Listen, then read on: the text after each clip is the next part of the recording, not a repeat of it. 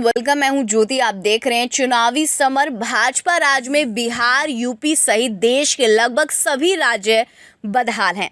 ऐसे में जनता को मिले इस धोखे को संगीत के माध्यम से इस गाने में परोसा गया है।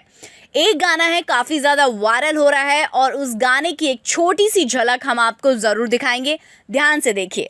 वही बेरोजगारी सबने है लूटा मिलके हमें बारी बारी, किसी ने मांगी घूस किसी ने रंगदारी। आज भी है हम पलायन को मजबूर, तो झून की रोटी के लिए जाते इतना दूर। तो जैसे कि आपने देखा, इस गाने के शब्द जो हैं वो कहीं ना कहीं सटीक बैठते हैं यूपी पर भी। और इस गाने को पूरा सुनने के लिए डिस्क्रिप्शन बॉक्स में जाइए, उसमें एक लिंक है, उस पर क्लिक कीजिए, उस गाने को पूरा आप देख सकते हैं वहां पर।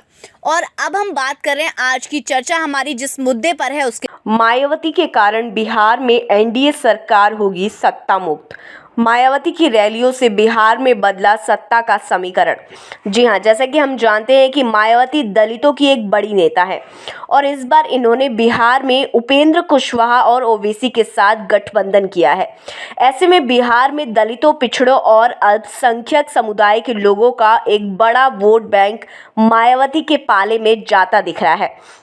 हालांकि शुरू में लोगों को इस बात पर संदेह था कि मायावती की पार्टी, या यूं कहें कि मायावती का गठबंधन बिहार विधानसभा चुनाव में कोई खास कमाल नहीं दिखा पाएगा। लेकिन जिस तरह से मायावती की रैली में भीड़ उमड़ी, उसको देखते हुए ऐसा महसूस हो रहा है कि विधानसभा चुनावों में मायावती के कारण नीतीश कुमार सत्ता मुक्त होंगे। दरअसल मायावती की रैली से बिहार में दलित, पिछड़े और अल्पसंख्यक समुदाय के लोग एकजुट होते हुए नजर आ रहे हैं। खासकर इनकी रैली में इन समुदाय के लोगों की बहुत ही ज़्यादा भीड़ देखने को मिली। ऐसे में एनडीए और गठबंधन दोनों खेमों में काफ़ी हलचल देखने को मिल रही है, क्योंकि अब तक ये दोनों गठबंधन यही मानकर चल रहे थे कि इस बार चुनावी मुकाबला एनडीए और महागठबंधन में ही है। लेकिन मायावती की रैली से ये साफ हो गया कि बिहार में सत्ता का असली संघर्ष तो होना अभी बाकी है। खास बात यह है कि मायावती ने इस रैली में जहां एनडीए और राजद के 15-15 साल के शासन पर प्रहार किया, वहीं उन्होंने राज्य में विकास कार्य का एक नया मॉडल भी पेश किया और जनता उनके इस मॉडल की बात सुनकर काफ़ी प्रभावित भी नजर आई। वहीं बसपा सुप्रीमो ने आरक्षण के मुद्दे पर भी एनडीए सरकार को बेनकाब कर दिया। बसपा सुप्रीमो ने ये कहा कि केंद्र और राज्य सरकार ने मिलकर दलित और पिछड़ों के आरक्षण पर डाका डालने का काम कर रही है।